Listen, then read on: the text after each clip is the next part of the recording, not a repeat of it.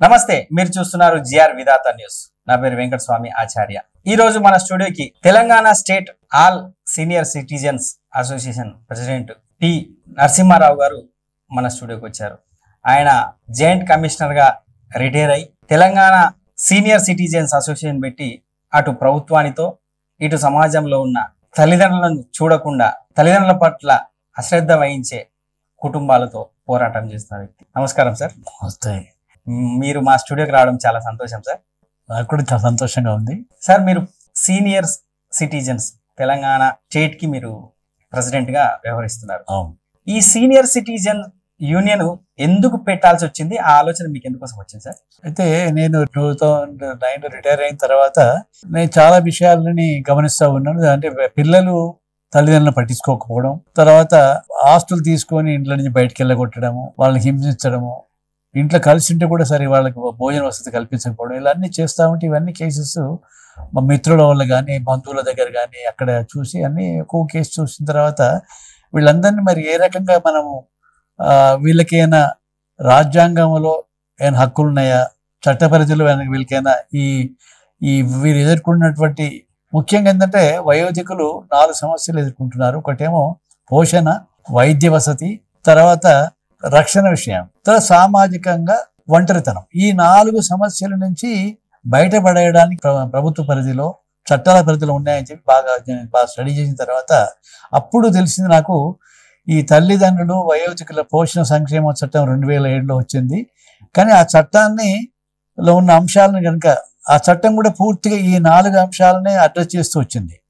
వాళ్ళు ఆ రోజుల్లో మొత్తము ఒక sub committee, parliamentary sub committee form చేసి ఆ పార్లమెంటరీ సబ్ కమిటీ భారతదేశం అంతా 2 సంవత్సరాలు తిరిగిన తర్వాత ఈ చట్టాన్ని చాలా పకడ్బందీగా వాళ్ళు రాసి దాన్ని 2007లో పార్లమెంట్ ఆమోదించిన తర్వాత డిసెంబర్ 31 నుంచి చట్టం అమల్లోకి వచ్చింది. కానీ చట్టం అయితే అమల్లోకి వచ్చింది కానీ నా మాత్రంగా ఉంది. కానీ మన ఆనాడు ఉన్నటువంటి ఆంధ్రప్రదేశ్ రాష్ట్రంలో దీన్ని అమలు పరచడంలో ప్రభుత్వం యొక్క నిర్లక్ష్య వైఖరి కనబడింది. అంటే ఇక్కడ ఇంతవరకు అసలు ఈ దేశవ్యాప్తంగా కూడా, ఆంధ్రప్రదేశ్ అనే కాదు, తెలంగాణ అని కాదు, దేశవ్యాప్తంగా కూడా అసలు ఈ చట్టం గురించి పబ్లిక్ లో పెద్దవాళ్ళకి కానీ ఎవరికైనా సమాజానికి పెద్ద పబ్లిసిటీ కనబడలేదు కదా సార్? కరెక్ట్. మీరు అన్నట్టు ఏంటంటే ఈ చట్టం వల్ల లబ్ధి పొందేటువంటి వయోధికులకు తల్లిదండ్రులకు దానికి అవగాహన లేదు, చట్టాన్ని అమలుపరిచే యొక్క యంత్రాంగానికి కూడా అవగాహన లేదు, ఆ తర్వాత ప్రజలకు కూడా దీంట్లో ఈ భావజాల వ్యాప్తి జరగలేదు. మీరు అన్నట్టు ఎంత కరెక్ట్ అది. ఎందుకంటే ఈ చట్టం ఎప్పుడైతే చేసిన తర్వాత దాని మీద చట్టాన్ని బాగా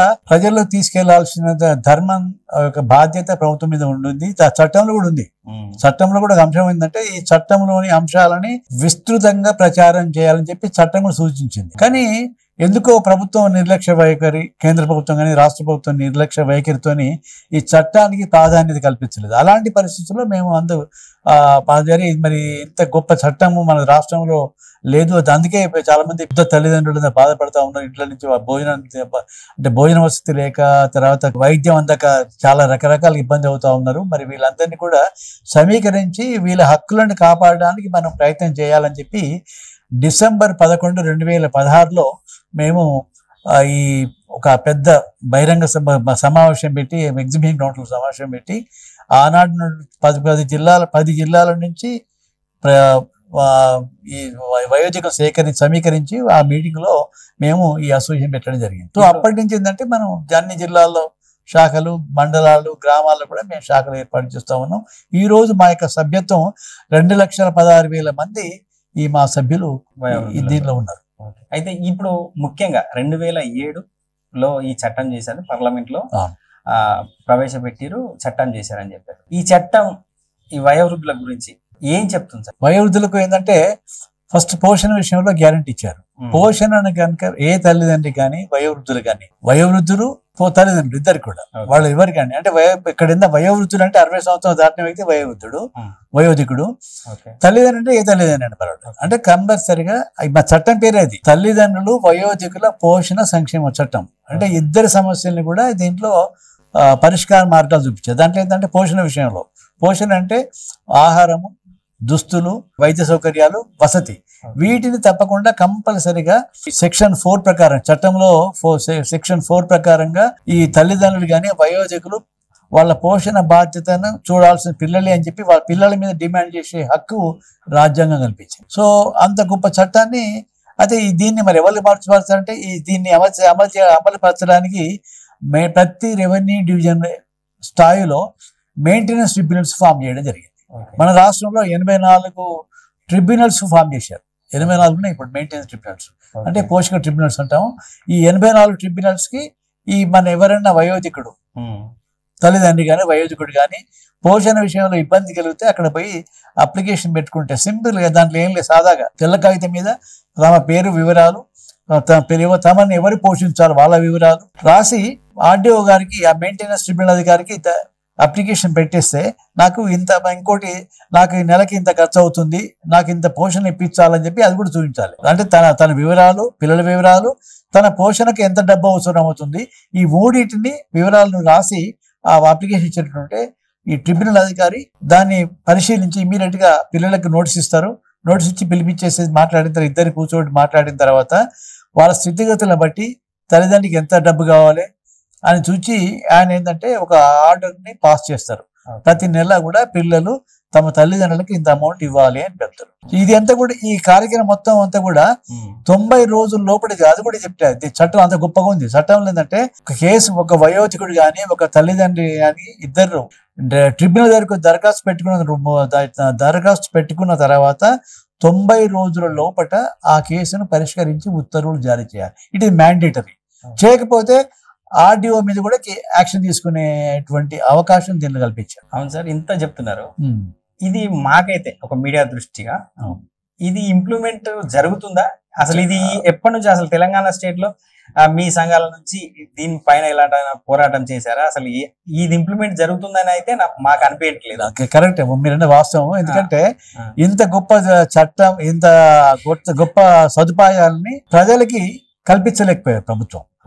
అయితే మేము 2016లో సంఘం పెట్టిన తర్వాత డిసెంబర్ 11, 2016లో మా Telangana state all senior citizen association form అయిన తర్వాత మేము ఫిబ్రవరి 8, 2017 నాడు ఆనాటి ముఖ్యమంత్రి గారిని కలిసేసి మాకు ఏం లేదంటే మాకు ఎలాంటి అదనంగా మీరేమి ఇవ్వద్దు, ఈ తల్లిదండ్రులు వయోధికుల పోషణ సంక్షేమ చట్టం 2007లోని అంశాలని మీరు అమలుపరచండి. అమలుపరిస్తే మాకు ఈ రోజు వయోధికులు ఎదుర్కొంటున్నటువంటి సమస్యలు 90% పరిష్కరించబడతాయి అని మేము రిక్వెస్ట్ చేయగానే ఇమీడియట్ గా ఆనాటి ప్రభుత్వం స్పందించి 2017 ఏప్రిల్ నుంచి జూన్ వరకు 3 మాసాలనే మొత్తం కావాల్సిన అన్ని వ్యవస్థీకరణ పనులు చేసేసి రాష్ట్రంలో 84 ట్రిబ్యునల్స్ అని 33 అప్పీలేట్ ట్రిబ్యునల్స్ ఏర్పాటు చేయడం జరిగింది. ఆ రోజు నుంచి ఈ చట్టం అమలులోకి వచ్చింది. ఎవరైనా వయోధికులు కానీ తల్లిదండ్రులు కానీ ఇబ్బంది అవుతే దాని దగ్గర పోతా ఉన్నారు. మీరు క్వశ్చన్ వేశారు, ఎంతవరకు ఇది ప్రాక్టికల్ గా లాభం జరుగుతుంది, ఎంతమంది తెలుసు అని. మీ యొక్క వాస్తవం అది. మేము అసోసియేషన్ పెట్టినాటికి 100కి 90 మందికి ఈ చట్టం గురించి తెలియదు. వయోధికులకు 190 మంది తెలియదు. తర్వాత చట్టాన్ని అమలు పరిచేటువంటి అధికారులకు కూడా చట్టం గురించి అవగాహన లేదు. అందుకే మేము గత 8 సంవత్సరాలుగా మేము పూర్తిగా దీన్ని చట్టం మీద అంటే అవగాహన సదస్సులు పెట్టడము, మండల స్థాయిలో, గ్రామ స్థాయిలో, పట్టణ స్థాయిలో మొత్తం అన్ని కాలనీ వైజ్ కూడా దీని చట్టం మీద అవగాహన సదస్సులు పెట్టి ఈ చట్టంలోని అంశాలని వయోధికులకి తర్వాత యువకులకు కూడా మేము దాని మీద చైతన్యం కల్పిస్తాం. అయ్యా మీరు బాబు మీ తల్లిదండ్రులని మీరు వాళ్ళ పోషణ పట్టించుకోకపోతే మీ మీద కేసు అవుతుంది, మీరు 6 నెలలు జైలు పోవడానికి ఆస్కారం ఉంది, ఇది చట్టం చెప్తా ఉంది. తల్లిదండ్రులని ఎవరి పిల్లలు కనుక పోషించకపోతే వాళ్ళకి జరిమానా విధించవచ్చు, ప్లస్ జైలు శిక్ష కూడా విధించే అధికారం ఆ ట్రిబ్యునల్ అధికారం ఉంటుంది. మరి ఇటువంటి అదే ఉన్నది కాబట్టి మీరు ఎటువంటి పరిస్థితుల్లో మీరు తల్లిదండ్రుల పోషణని మీరు నిరాకరించడం వీల్లేదని చెప్పి ఈ రకంగా మేము దాన్ని అవగాహన తీసుకొస్తే ఇప్పుడు కొంతవరకు బెటర్ అయింది. అంటే మేము 2017కు ఇప్పుడు తీసుకుంటే మెరుగు. ఇప్పుడు దాదాపు ఇప్పటికి మేము ఏంటంటే ఈ చట్టంలోని అంశాలన్నీ కూడా మేము ప్రజలకు చేరవేయడానికి ఒక పిలుపు మ్యాగజైన్ కూడా తీసుకొస్తా ఉన్నాం. ఓకే సార్, ఈ సీనియర్స్ పిలుపు మ్యాగజైన్ కూడా తీసుకొస్తున్నాం. ఓకే, ఇప్పుడు పట్టణ ప్రాంతాలలో మినిమం టౌన్ లో అంటే ఓకే ఎంతో వరకు చేరుతుంది. ఇది ఎక్కువ తల్లిదండ్రుల పట్ల వివక్ష, తల్లిదండ్రుల పట్ల వాళ్ళని శ్రద్ధ తీసుకోకపోవడం ఎక్కువ గ్రామీణ ప్రాంతాల్లో, మారుమూల ప్రాంతాలలో జరుగుతుంటది. మీరు అక్కడి వరకు ఎలా వెళ్ళగలుగుతున్నారు, వెళ్తున్నారా? మేము గ్రామ స్థాయిలో మీరు కరెక్టే. గ్రామీణ స్థాయిలో కూడా గ్రామాల్లో ఇప్పుడు ఆదిలాబాద్ ఉంది, ఆసిఫాబాద్ ఉంది. మేము ఆసిఫాబాద్ లాంటి అడవి ప్రాంతాల్లో కూడా మేము ఈరోజు శాఖలు పెట్టాం. మా అసోసియేషన్ శాఖలను ఏర్పాటు చేసేసి వాళ్ళతోనే మేము అవగాహన కల్పిస్తా ఉన్నాం. ఇంకా పూర్తిగా మేము దాదాపు మన రాష్ట్రంలో ఇప్పుడు 12,900 గ్రామ పంచాయతీలు ఉన్నాయి. మేము దాంట్లో సగం కూడా ఇప్పటికి మేము చేయలేదు, ఇంకా చేయాల్సింది ఉంది. మేము ఇప్పుడు ఇంతవరకు మేము చేసింది గ్రామీణ స్థాయికి పోతే పట్టణ స్థాయిలో బాగానే ఉంది, మండల స్థాయికి అయితే 100% చేయగలిగాము. కానీ గ్రామాల స్థితికి వస్తే మీరు ప్రధాన ప్రశ్న గ్రామాలకి ఇంకా మీరు చేరాల్సిన అవసరం ఉంది. దాదాపు ఏంటంటే మేము ఒక 30-40% గ్రామాలను మాత్రమే మేము శాఖలను ఏర్పాటు చేయడం జరిగింది. అంటే మీ ఇదే వయసు ముఖ్యమే, వయసు కోసమే పోరాటం కూడా వయసు గురించే జరుగుతుంది. మీ వయసులో ఉన్న వాళ్ళు ఇలా మీరే వెళ్ళి మీరే ప్రచారం చేసుకొని మీ గురించి అంటే వేరే ఇతర సంస్థలు మీడియా కావచ్చు, పోలీసు కావచ్చు, లేకపోతే ఇంకా స్వచ్ఛంద సంస్థలు కావచ్చు, ప్రచారం చేయించడానికి మీరు ఎలాంటి సహకారం అయినా తీసుకుంటున్నారా? ఎవరైనా మీకు ప్రచారం చేయడానికి ముందుకు వస్తున్నారా? ఎట్లా అంటే ఒకటి ఏంటంటే దురదృష్టకరం ఏంటంటే నేను చాలా దేశాలకు పోయి వచ్చాను. అమెరికా పోయాను, ఆస్ట్రేలియా పోయాను, యూరోప్ కూడా తిరిగి వచ్చాను. కానీ అక్కడ పరిస్థితులకి ఇక్కడ పరిస్థితి చాలా తేడా ఉంది. అక్కడ వయోధికులకి చాలా అవకాశాలు బాగా, చాలా అంటే వాళ్ళకి రక్షణ విషయంలో కానీ ఏ విషయం కూడా ప్రభుత్వం నుంచి సమాజం నుంచి బాగా సపోర్ట్ దొరుకుతూ ఉంటుంది. అక్కడ వయోధికుడికి ఏమైనా ఇబ్బంది జరిగితే సింపుల్ వాళ్ళ హెల్ప్ లైన్ నెంబర్ ఇచ్చారు, ఫోన్ చేసి ఇమీడియట్ గా వాళ్ళకు అక్కడ వాళ్ళ సమస్య సాల్వ్ అవుతుంది. మన దగ్గర మీరు అన్నట్టు ఏంటంటే ప్రభుత్వం నుంచి కానీ సమాజం నుంచి కూడా ఇవాళ చూస్తా ఉన్నాం. మనం ఆ పక్కింట్లో ఇంతకుముందు గ్రామాలు తీసుకుంటే మనం గ్రామీణ ప్రాంతాల్లో ఎక్కడెవరైనా తల్లిదండ్రులని ఇబ్బంది పెడుతుంటే ఆ బంధువులు కానీ చుట్టాలు కానీ ఆ పక్క ఇరుగు పొరుగు వాళ్ళు వచ్చేసి పిల్లల్ని తిట్టేది. ఈరోజు ఎవరు పట్టించుకోవడం లేదు. అదే సరే వాళ్ళ సమస్య మనకెందుకు లేనిపోతున్నారు. ఒక నిర్లక్ష్య భావన అయితే ఇవాళ సమాజంలో పేర్కొంది. అంటే ఎవరు ఎక్కకపోతే మనకేంది అనే భావన ఉంది. మాకెందుకే అదే మాకు కొంచెం అవరోధంగా చాలా తయారైంది.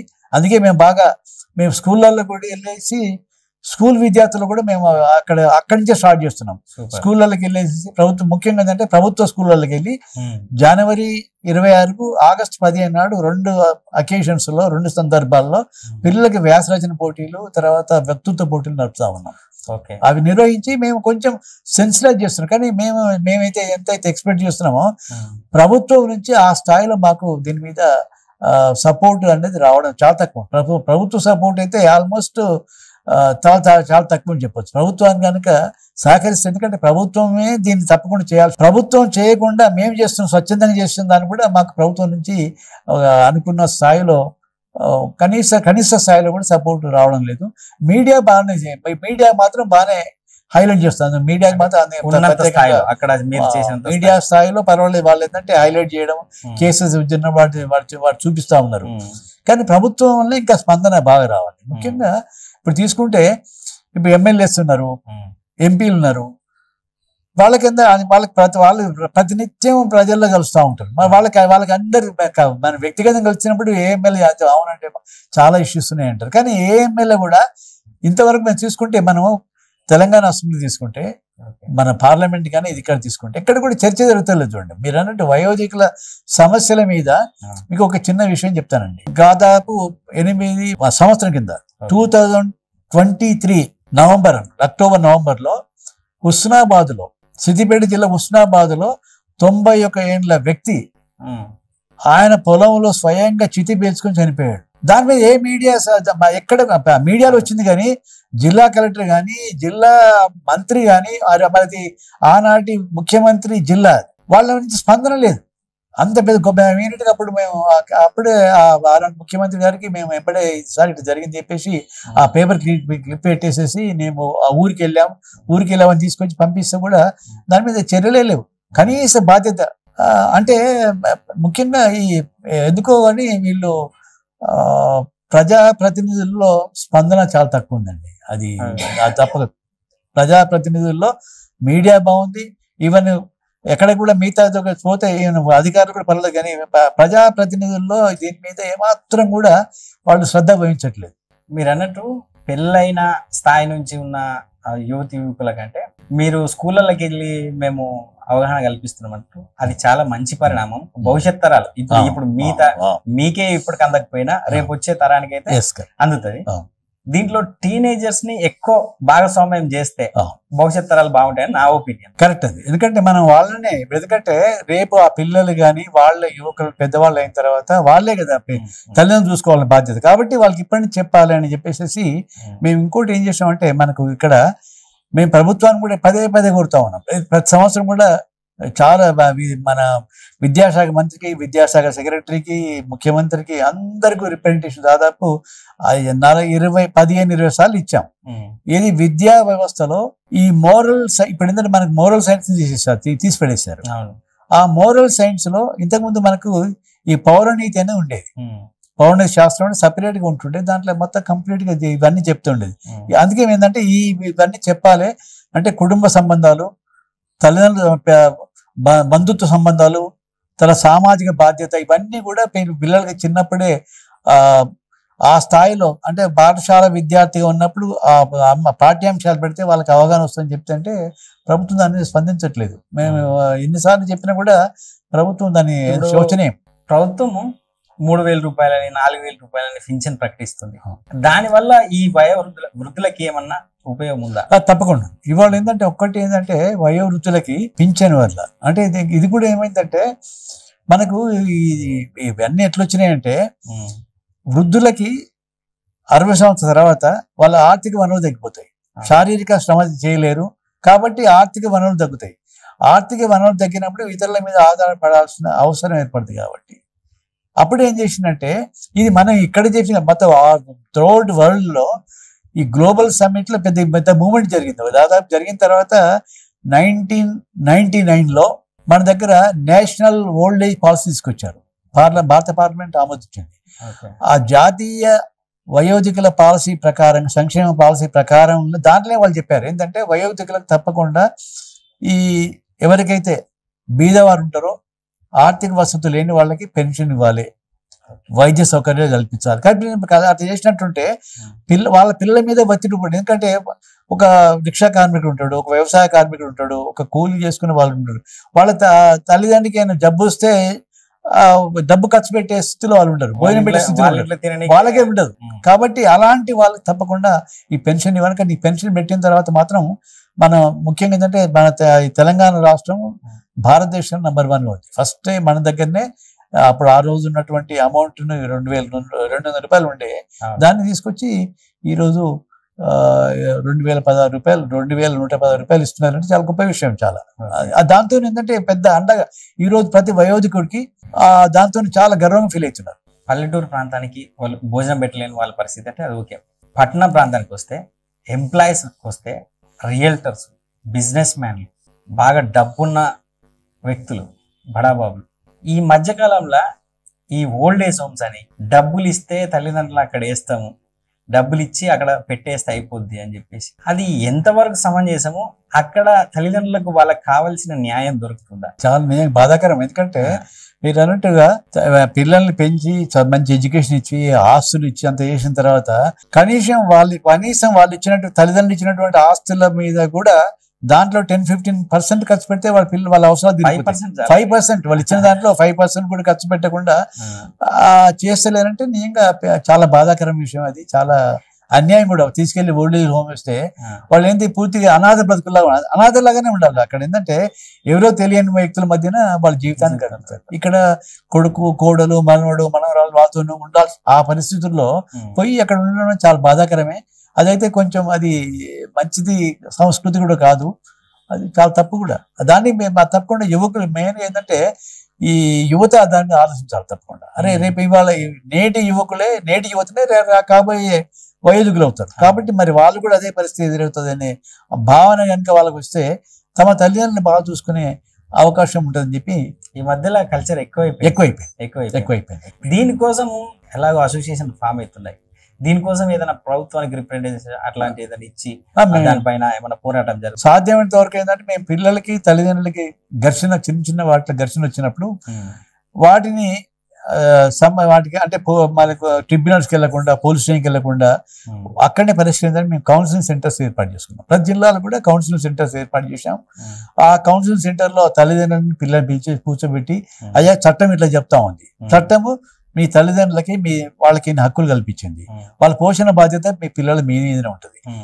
మీరు కనుక మీరు పోషించకపోతే మిమ్మల్ని మీ మీద పెనాల్టీ వేయవచ్చు, జైలు పంపించే అవకాశం కూడా ఈ చట్టం చెప్తా ఉంది. అంటే చట్టంలో ఎన్నో లొసులు ఉన్నాయి కదా సార్. ఇప్పుడు ప్రతిసారి ఎవడన్నా కేసు పెడితే ఇంకొక ఆపోజిట్ నిజంగా తప్పు చేసినప్పటికీ కూడా తప్పించుకోవడానికి ఒక లాయర్ని అపాయింట్ చేస్తారు, ఇట్లాంటి చేస్తుంటారు. ఈ వయోవృద్ధులు ఏమన్నా కేసు పెడితే కూడా మీకేంచి ఒక లాయర్ని అపాయింట్ చేసుకొని వీళ్ళని పక్కన పెట్టేసే అవకాశాలు ఉన్నాయి కదా సార్. అయితే దీంట్లో ఏంటంటే మనకి ఈ ముఖ్యంగా ఈ తల్లిదండ్రుల వయోధికుల పోషణ సంక్షేమ చట్టం 2007లో ఈ అంశాల మీద ట్రిబ్యునల్ అధికారి విచారిస్తాడు. ఆ ట్రిబ్యునల్ అధికారి దగ్గర లాయర్ని రావడానికి వీల్లేదు. పిల్లలు కానీ తల్లిదండ్రులు కూడా ఇద్దరు ఎవరు కూడా లాయర్ తీసుకొచ్చి ఆర్గ్యుమెంట్ చేయవద్దు.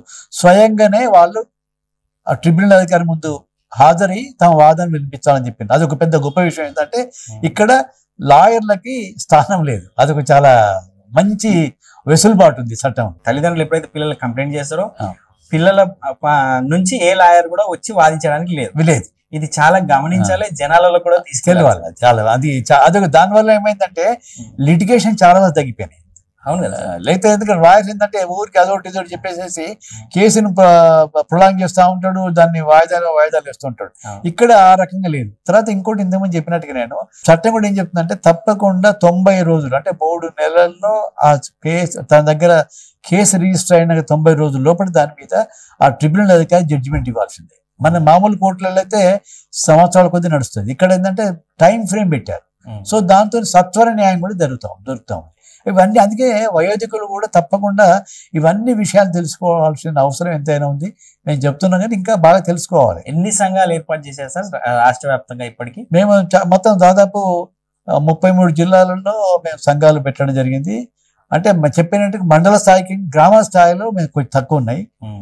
ఇంకా గ్రామ స్థాయిలో మేము 2025లో ఈ సంవత్సరంలో తప్పకుండా మొత్తం అన్ని గ్రామాల్లో కూడా ఈ సంఘాలు పెట్టాలని చెప్పి. ఎందుకంటే ఎక్కడైతే మా వ్యక్తిగత అనుభవం కూడా ఎక్కడైతే సంఘం ఉంటుందో అక్కడ ఈ వయోధికుల వేధింపులు తగ్గిపోతూ ఉంటాయి. అవును, ఆటోమేటిక్. అది ఎందుకంటే అందరికి అరే వీళ్ళకి గొడవ చేస్తే వాళ్ళు వస్తారు, వాళ్ళు వచ్చి వాళ్ళ కేసులు అదంటే ఇదంటారు, ఆర్డీఓ దగ్గర కేసు ఇస్తారు, లేకపోతే పోలీసు స్టేషన్కి ఇస్తారు అని చెప్పేసి భయం అనేది ఈరోజు మేము కొంచెం సెన్సిటైజ్ చేయగలిగినాం. అంటే మా అసోసియేషన్ ఎక్కడ పనిచేస్తుందో ఆయా ప్రాంతాల్లో మా యొక్క ఇన్ఫ్లుయెన్స్ మా యొక్క అది మేము చూపించవచ్చు. మేము స్పష్టంగా మేము సమాజానికి తెలియజేస్తున్నాము. అందుకేంటంటే ఎక్కడైతే మేము ఉన్నామో మా ఉనికి ఉన్న అసోసియేషన్ ఉనికి ఉన్న ప్రాంతాల్లో వయోధికుల వేధింపులు తగ్గుముఖం పడుతున్నాయి. అది ఒక పరిణామం, శుభపరిణామం. ప్రభుత్వాన్ని కానీ సమాజాన్ని కానీ ఈ జిఆర్ విధాత న్యూస్ తరఫున ఏమని కోరుతారు? మీరు వయోవృద్ధుల పట్ల ఎలా ఉండాలి, ఎలా ప్రవర్తించాలని చెప్పేసి మీరు మెసేజ్. మేము ప్రభుత్వం ముఖ్యంగా కోరేది ఒకటే అండి. ప్రభుత్వాన్ని ఏంటంటే మీరు ఏం చేయొద్దు. ప్రభుత్వం ఏంటంటే మిగతాది కంటే ముఖ్యంగా ఇప్పటికి కూడా ఈ చట్టంలో ఉన్నటువంటి అంశాలు ముఖ్యంగా ఏంటంటే ఈ మెయింటెనెన్స్ ట్రిబ్యునల్, అప్పీలేట్ ట్రిబ్యునల్, దీంట్లో కూడా చట్టం ఏం చెప్తుంది 90 రోజుల పరిష్కారం చేయాలి. కానీ వాస్తవ పరిస్థితి తీసుకుంటే ఈ రోజు ఇప్పటికి కూడా ఈ రోజు తీసుకుంటే కూడా చాలా ట్రిబ్యునల్స్ లో 6 నెలలు సంవత్సరం పై కేసు పెండింగ్ ఉన్నాయి. దాన్ని ఎక్కడ కూడా దాని మీద ఒక నియంత్రణ కానీ దాని మీద ఒక రివ్యూ కానీ జరగట్లేదు. చాలా బాధాకరం. డీల్ చేస్తున్నారు. అదే మా బాధాకరం ఏంటంటే దీంట్లో ఇంకోటి, ఈ చట్టాన్ని అమలు చేసే బాధ్యత జిల్లా స్థాయిలో జిల్లా కలెక్టర్కి ఇచ్చారు. చట్టం చెప్పింది. కానీ జిల్లా కలెక్టర్లు ఎందుకో నేను చెప్పే కదా, ఇప్పుడు ప్రజానాయకులు పట్టించుకోవడం లేదు. ఈవెన్ జిల్లా కలెక్టర్స్ కూడా, I'm very sorry to say, but జిల్లా కలెక్టర్లు కూడా చాలా మంది ఈ విషయంలో వాళ్ళు శ్రద్ధ చూపట్లేదు. అందుకే ఇవాళ తీసుకుంటే ఆ జిల్లా ఇప్పుడు ప్రతి జిల్లాలో 3-4 ట్రిబ్యునల్స్ ఉంటాయి. వాళ్ళ దగ్గర కేసెస్ రివ్యూ చేసుకుంటే అది 6 నెలలు 9 నెలలు 1 year. నేను చాలాసార్లు మొన్ననే నేను మహిబాద్ జిల్లా కలెక్టర్ మాట్లాడాను. సార్ మీ దగ్గర కేసెస్ పెండింగ్ ఉన్నాయి, ఏం చేస్తారంటే ఇమీడియట్ చెప్పిన కేసులు సాల్వ్ చేస్తున్నారు. కానీ వాళ్ళు స్వయంగా వాళ్ళు పట్టించుకోవడం చెప్పాను. ప్రతి చోట చెప్పలేము మనం, ప్రతి చోట మనకు కూడా సమాచారం ఉండదు. మన కింది స్థాయి అధికారిని కనుక నియమించుకొని కంప్లీట్ చేసే అధికారం కలెక్టర్ లేదా ఉంది. అదే చెప్తే కలెక్టర్ కు ఎంత విస్తృత అధికారులు ఇచ్చారంటే ప్రతి 3 నెలలకు ఒకసారి దాన్ని సమీక్షించాలి. కానీ అక్కడ సమీక్ష సమావేశాలు జరగట్లేదు. జిల్లాకు బాధాకరం ఏంటంటే అదే చెప్తున్నా కదా, మొత్తం ఈ ప్రభుత్వం ముఖ్యంగా ఇప్పుడు నేను అప్పీల్ చేసేది తెలంగాణ ప్రభుత్వానికి, మన తెలంగాణ ప్రభుత్వం ముఖ్యమంత్రి గారికి నేను అప్పీల్ చేసేది ఏంటంటే, అయ్యా మీరు మాకు పెద్ద కొత్తగా వరాలు ఇవ్వకుండా అక్కర్లేదు, ఉన్న చట్టాన్ని పకడ్బందీగా అమలు చేస్తే సరిపోతుంది. మీరు జిల్లా కలెక్టర్ బాధ్యులు చేయండి. ఉన్న చట్టాన్ని ఎందుకు ఈ ట్రిబ్యునల్లో ఎందుకు కేసెస్ 9 నెలలు పెండింగ్ ఉన్నాయి, సంవత్సరం పెండింగ్ ఉన్నాయి. మరి జిల్లాధికారులు ఏం చేస్తున్నారు? ఈ వికలాంగుల వయోధిక సంక్షేమ శాఖ ఏం చేస్తా ఉంది, సెక్రటరీ గారు ఏం చేస్తా ఉన్నారు? వీళ్ళందరి బాధ్యత ఉంది కదా, మరి వీళ్ళ మీద ఎందుకు చర్యలు తీసుకోవడం లేదు అని దీన్ని తప్పకుండా సమీక్ష చేయాల్సిన అవసరం తప్పకుండా ప్రభుత్వం మీద ఉంది. అట్లా ప్రభుత్వం కనుక దీని మీద చర్యలు తీసుకుంటేనే అధికారులు భయపడతారు. ఈ కేసెస్ అన్ని కూడా మనం సత్వరంగా పరిష్కారమై వయోధికులకు న్యాయం జరుగుతుంది అని చెప్పేసి. ఇంకోటి దాంతో ఏమైందంటే, అరే మనకి అక్కడ పోతే ఈ కేసు మనకి ఎమ్మడి పరిష్కారం అవుతుందనే భావన కనుక పోతే పిల్లలు భయపడతారు, వయోధికులు కూడా ధైర్యం వస్తుంది, ధైర్యం ఉంటుంది. లేవు ఏంటంటే అరే పోయినా అక్కడ సంవత్సరం అవుతుంది, 6 నెలలు అవుతుంది, వాళ్ళని పట్టించుకోవడం లేదు అని అది దాంతో ఏమవుతుంది, ఇంకో వయోధికుడు కూడా పోడు, లాభం లేదులే నా కర్మ నేను అనుభవిస్తాను, మళ్ళీ అక్కడ పోతే పిల్లలతో ఇంకా గొడవ అవుతుంది, ఇంకా శత్రుత్వం పెంచుకుంటున్నట్టు అవుతుంది అని చెప్పి భయపడతా ఉన్నారు. అందుకేంటంటే ప్రభుత్వానికి కోరేది ఏంటంటే, అదే ఏం లేదు తప్పకుండా ఈ చట్టాన్ని అమలు చేయాల్సిన బాధ్యత ఉన్నటువంటి జిల్లా కలెక్టర్ల మీద తప్పకుండా మీరు ఒత్తిడి పెంచండి. తప్పకుండా వాళ్ళని కంపల్సరిగా జిల్లా కలెక్టర్లు ప్రతి 3 నెలలకు ఒకసారి వాళ్ళ జిల్లా పరిధిలో, గ్రామ స్థాయిలో, జిల్లా పరిధిలో ఆ ట్రిబ్యునల్ స్థాయిలో ఎన్ని కేసెస్ పెండింగ్ ఉన్నాయి, ఎన్నికి పరిష్కారం కావడం లేదు అని ఆ ట్రిబ్యునల్ అధికారులతో మాట్లాడితే సింపుల్ గా అయిపోతుంది. దాన్ని మరి అది కనుక చేసినట్టుంటే ఒక మంచి మెసేజ్ ప్రభుత్వాన్ని ప్రజలకు ఇచ్చినట్టు అవుతుంది. దీంట్లో ప్రభుత్వానికి అదనంగా ఖర్చు కూడా ఏదేం లేదు. ప్రభుత్వానికి మంచి పేరు వస్తుంది, వయోధికులు మేలు జరుగుతుంది, ఒక సమాజంలో మంచి మార్పు వస్తుంది. ఈ రోజు మన రాష్ట్రంలో 45 లక్షల మంది వయోధికులు ఉన్నారు. తక్కువగా ఏం కాదు, 45 లక్షల మంది వయోధికులు ఉన్నారు అంటే మరి 1/2 కోటి మంది, ఇంతమందికి మరి ఇంతమంది సపోర్ట్ కూడా ప్రభుత్వానికి వస్తుంది. కాబట్టి ప్రభుత్వం కూడా దీని మీద తీవ్రంగా ఆలోచించాలి. అట్లాగే సమాజం కూడా ఆలోచించాలి. ఎందుకంటే మన సమాజంలో అందరు భాగస్వాములే. ఎవరు కూడా మా శరీరంలో ఎన్ని అవయవాలు ఉన్నాయో ఏ అవయవం సరిగా పనిచేయకపోయినా కష్టమే. అట్లాగే సమాజంలో ఉన్నటువంటి అందరు బాగుంటేనే మన సమాజం కూడా బాగుంటుంది అని చెప్పేసి ఆ భావన తప్పకుండా సమాజంలో రావాలి. ముఖ్యంగా ప్రభుత్వ పెద్దలకి చాలా ఎందుకో బాధాకరం ఏంటంటే, ఈ శాఖను చూస్తున్నట్టు మంత్రి గారు కూడా వాళ్ళ అవగాహన పెంచుకోవడం లేదు. అది చాలా బాధాకరం. ఇప్పుడు ఈ వయోధికుల సంక్షేమాన్ని చూసే మంత్రికి కూడా ఈ 45 లక్షల మంది వయోధికుల వాళ్ళ పరిస్థితి ఏంటి? మేము దాదాపు ఇప్పుడు ఈ తెలంగాణ ఇప్పుడు గవర్నమెంట్ మారిన తర్వాత కూడా మేము ఇప్పటికి 4 సార్లు మంత్రి గారిని కలిసాం, 4 సార్లు కలిసి రిప్రజెంటేషన్ ఇచ్చాం. ఏ రోజు కూడా సీరియస్ తీసుకున్నట్టు కనపడడం లేదు. చాలా బాధాకరం. ఎందుకంటే మరి అది ఏంటో వారు అంత నిర్లక్ష్యం ఏందో అర్థం కావడం లేదు. అయితే ముఖ్యంగా వృద్ధుల గురించి, పెళ్ళైన యువత కాకుండా పెళ్లి కాని పిల్లలు, టీనేజర్స్ ఉంటారు. టీనేజర్స్ కి అమ్మమ్మ అన్న, నాయనమ్మ అన్న, తాత అన్న ఒక రకమైన అభిమానం ఉంటుంది. వీళ్ళను మీరు బేస్ గా చేసుకొని ముందుకెళ్తే బాగుంటుందని నా యొక్క సొంత అభిప్రాయం. కరెక్ట్. అది మేము అందుకే ఏం చేస్తామంటే స్కూల్స్, జూనియర్ కాలేజ్ వరకు మీటింగ్స్ పెడతాం. జూనియర్ కాలేజ్ కూడా పెట్టేసేసి అయ్యా మా పిల్లల్ని కూడా మీరు ఇంకో చాలా విషయం ఏంటంటే, మీరు చాలా చక్కటి ప్రశ్న ఇస్తారు. ఎప్పుడు కూడా పిల్లలు తమ తల్లిదండ్రి కంటే తాత, అమ్మమ్మ, నాయనమ్మ దగ్గర బాగా ఫ్రీగా మాట్లాడగలుగుతారు. సమస్యలు కూడా ఈజీగా వాళ్ళు మాట్లాడతారు. అది తమ తల్లిదండ్రులు అనేది మాట్లాడలేదు. అందుబాటులో వాళ్ళ అంటే భయం ఉంటుంది, కొంచెం సంకోచం ఉంటుంది. అదే తాత తిట్టినా పర్వాలేదు, అమ్మమ్మ తిట్టినా పర్వాలేదు, నానమ్మ తిట్టినా పర్వాలేదు అనేది భావనకు ఉంటుంది. కాబట్టి వాళ్ళిద్దరి మధ్యన ఉన్నటువంటి ఈ సంబంధం చాలా ఒక ఆప్యాయత కూడా ఉంటుంది. కాబట్టి అది ఇంకో వాళ్ళ దాంతో ఏమిటంటే, ఎప్పుడైతే పిల్లలు మనం చూస్తా ఉన్నాం, ఇప్పుడు పిల్లలు ఏంటంటే ఇంటర్మీడియట్ మార్క్స్ బాగలేవు, ఎంసెట్లో రావలేదు, పిల్లలు మనం చనిపోతాం. నాకు తర్వాత నేను డిగ్రీ పాస్ అయిన జాబ్ రావడం లేదు, ఒక మానసిక ఆందోళన గురై చాలా చూస్తా ఆత్మహత్య కూడా చేసుకుంటా ఉన్నారు. అక్కడ ఎందుకు అర్థమవుతుందంటే, అక్కడ ఉన్నటువంటి ఆ తాత, అమ్మమ్మ, నాయనమ్మలకు స్పేస్ లేదు ఆ కుటుంబాలలో. ఆ కుటుంబంలో కనుక వీళ్ళ పిల్లలకి ఆ కుటుంబ పెద్దలతో సంబంధం ఉంటే ఇది జరగదు. ఇలాంటి పరిణామాలు వీళ్ళ పిల్లలకు కూడా ధైర్యం చెప్తారు, అరే ఏం కాదురా బాబు, ఇది కాబట్టి ఇంకో పని చేసుకోవచ్చు, మీ నాయన ఈ మాట్లాడవచ్చు, మీ అమ్మ మాట్లాడవచ్చు కదా, నేను ఉన్నాను మీకేం లేదు, ఒకసారి ఇంటర్వ్యూ ఫెయిల్ అయింది ఇంకోటి చెయ్యి. అంటే వాళ్ళ యొక్క జ్ఞానాన్ని వాళ్ళ అనుభవంతోనే పిల్లలు కూడా ఒక మంచి మార్పు తీసుకొచ్చే అవకాశం ఉంటుంది. కాబట్టి అటువంటి కుటుంబాల్లో జనరల్గా అయితే బాగా మీరు అది కూడా మేము స్టడీ చేశాము.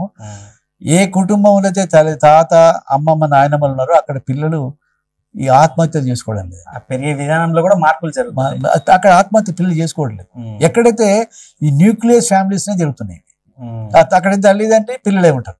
మధ్యలో ఇంకా పెద్దవాళ్ళు ఎవరు లేరు కాబట్టి ఆ పిల్లలకు ధైర్యం చెప్పేవాళ్ళు లేక తల్లిదండ్రి అందుబాటులో ఉంటారు. వీళ్ళు ఆడవుడ్లా వీళ్ళు ఉద్యోగం అని సంపాదన వీళ్ళు పోతుంటారు, వాళ్ళు నచ్చింది వాడు చేస్తుంటారు. వాళ్ళకి అక్కడైనా చిన్న సమస్య ఎదురైతే వాళ్ళు తట్టుకోలేరు, అట్లాని షేర్ చేసుకోలేరు అంతే.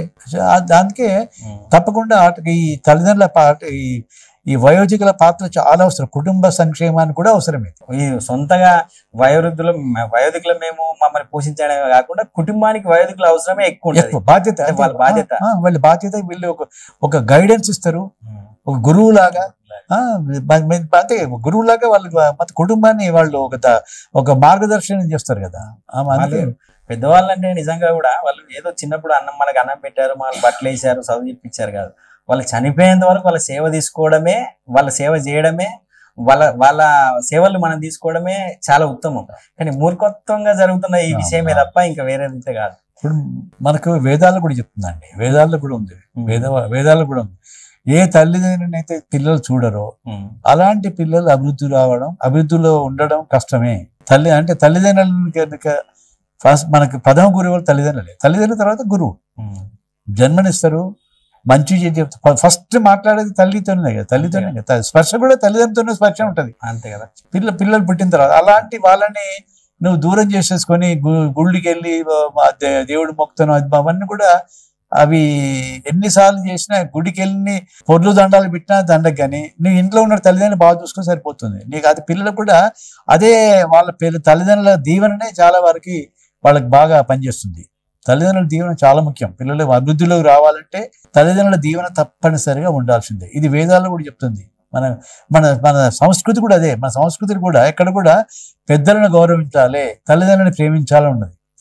మాతృదేవోభవ, పితృదేవోభవ అంటే మన ప్రత్యక్ష దైవాలు వీళ్ళు. మరి వాళ్ళని పక్కకు పెట్టినప్పుడు ఆటోమేటిక్ గా ఆ పరిణామాలు కూడా అనుభవించాల్సి వస్తుంది. అందుకే మనం చూస్తా ఉన్నాం, మీరు అన్నట్టు ఇంతకుముందు మనం చూస్తా ఉంటే ఈ పిల్లలు చిన్న వాడు తట్టుకోలేక love failures, education failure, job రాక ప్రతి చిన్న ఇష్యూస్కే వాళ్ళు సూసైడ్ చేసుకునే పరిస్థితి ఏర్పడుతుంది. అంటే ఎందుకంటే పిల్లలకి ఆ ధైర్యం చెప్పేవాళ్ళు, మంచి చెప్పేవాళ్ళు కుటుంబాల్లో కరువైంది కాబట్టి ఆ తల్లిదండ్రులకు కూడా అంత టైం ఉండట్లేదు. కాబట్టి అందుకే తప్పకుండా ఈ తల్లిదండ్రులు కూడా ఆలోచించాలి. పిల్లలు అరే మా నాన్న అమ్మని కూడా పెట్టుకుంటే మా పిల్లలకు ధైర్యం ఉంటారు అనేది వీళ్ళు కూడా, యువకులు కూడా ఆలోచించాలి. సరే సార్, చివరిగా మీ సంఘాన్ని అప్రోచ్ అవ్వాలన్నా ఈ వృద్ధులకి, ఈ వయోధికులకి, తల్లిదండ్రులకి అందరికి ఏదైనా కాంటాక్ట్ నెంబర్ ఉందా? ఎట్లా మిమ్మల్ని అప్రోచ్ కావాలంటే, మీకు కలవాలంటే ఎలా? ఇప్పుడు మేము అంతే ఇప్పుడు దీంట్లో మాది ఫేస్బుక్ లో తెలంగాణ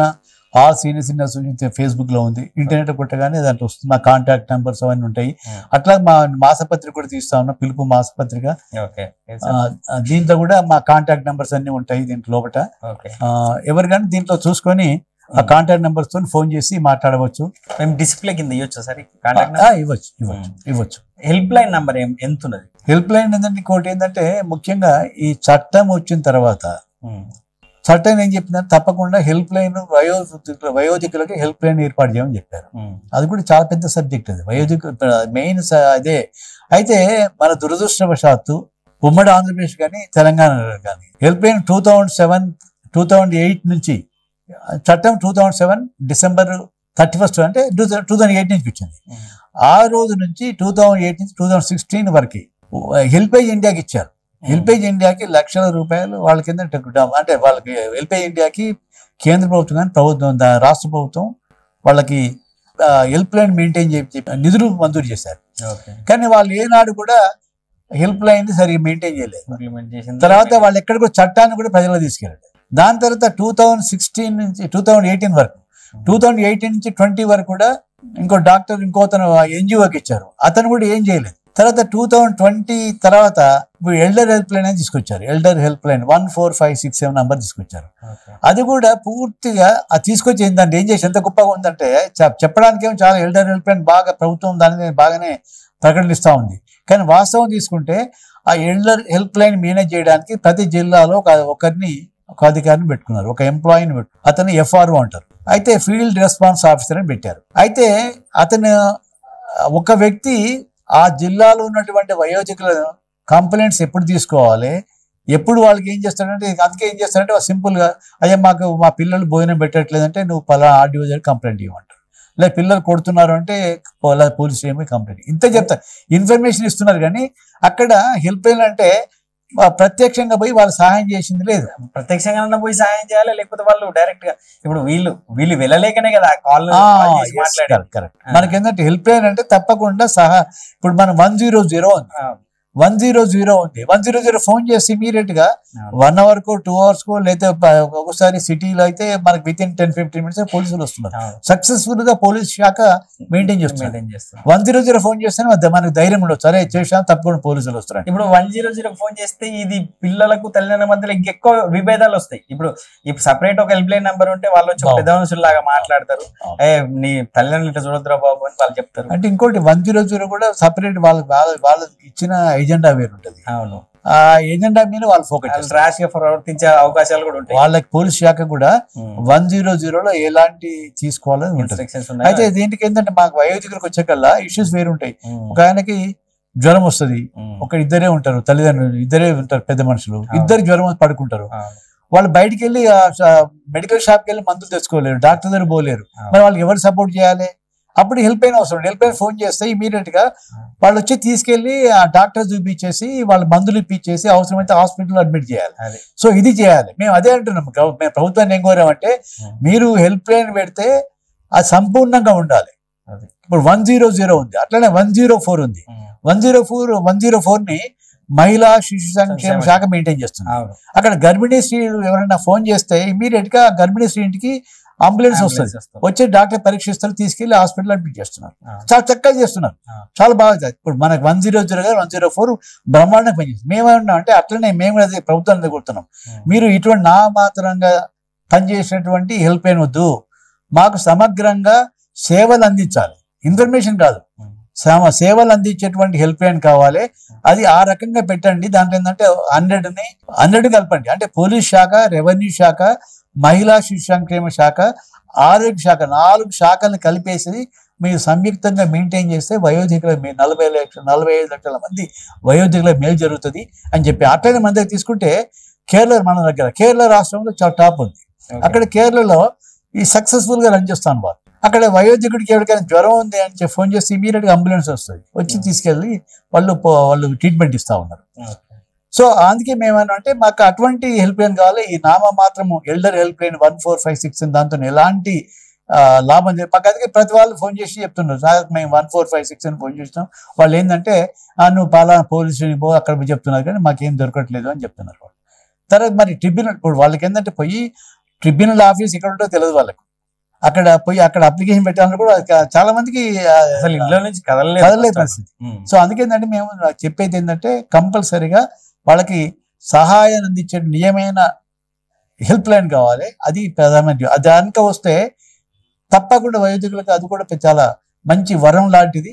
అది మేము ప్రభుత్వాన్ని మేము దాని మీదనే బాగా ఫోకస్ చేసినాము. దానికి ముఖ్యమంత్రి గారికి కూడా 2 సార్లు కలిసి మన మెమోరాండం ఇవ్వడం జరిగింది. మరి దాని మీద ఇప్పుడేమో కొంచెం కదలికి వచ్చింది ప్రభుత్వంలో, ఇప్పుడు దాని మీద కదలికి వచ్చింది. మన సెక్రటరీ గారు కూడా మాట్లాడితే మీరు చెప్పేది కరెక్టే ఉంది, ఎందుకంటే మాత్రం కాకుండా 104 బ్రహ్మాండంగా ఎట్లా పనిచేస్తుంది. 104 ఫోన్ చేస్తే ఇమీడియట్ గా అంబులెన్స్ పోతుంది.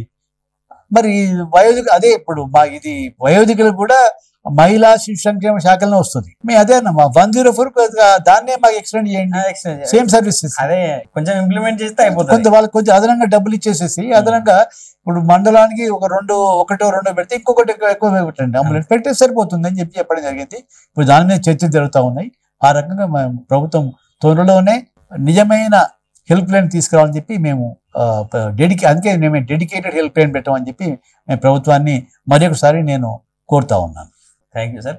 మీరు మా స్టూడియోకి వచ్చి అంటే మీ బాటలో మేము కూడా కొంతవరకు ప్రయాణం చేసి మీకు మా చేతనంత మేము ఈ జనాలలోకి విస్తృతంగా ఈ ప్రచారాన్ని తీసుకెళ్తే కొంతవరకు ప్రభుత్వానికి కానీ కొంతవరకు ఈ ఉన్న యువకులలో ఈ పెద్ద మనుషులను చూసే తల్లిదండ్రులలో మార్పు రావాలని కోరుకుంటున్నాం సార్. Thank you. ఇది పి నరసింహారావు గారు Telangana state all senior citizen అధ్యక్షులు కోరేది ఏంటంటే ప్రభుత్వం ఏదో నామమాత్రకంగా కాదు 100% హెల్ప్ అయ్యే విధంగా ఒక హెల్ప్ లైన్ ఏర్పాటు చేయాలి. దాంతోపాటు యువకులలో కూడా తల్లిదండ్రులు లేకపోవడం వల్ల మాకు భారం తగ్గుతుంది కాదు, మా జీవితంలో ఎంతో కోల్పోతున్నామనే విషయాన్ని అర్థం చేసుకోవాలి. పిల్లలు ఈరోజు చనిపోతున్నారంటే, పిల్లలు వేరే మారక ద్రవ్యాలకు అలవాటు అవుతున్నారంటే కేవలం అది తల్లిదండ్రులు పెద్దవాళ్ళు ఇంటి పట్టున పిల్లల పట్టున లేకపోవడం వలనే అని చెప్తున్నారు. ఈ విషయంపై ప్రతి ఒక్కరు సీరియస్గా తీసుకొని ఈ తల్లిదండ్రులని మన ఇంటి పట్ట ఉంచుకుంటే సమాజానికి రాబోయే తరానికి చాలా మంచి జరుగుతుందని చెప్తున్నారు. చూస్తూనే ఉండండి జిఆర్ విధాత న్యూస్. నమస్తే.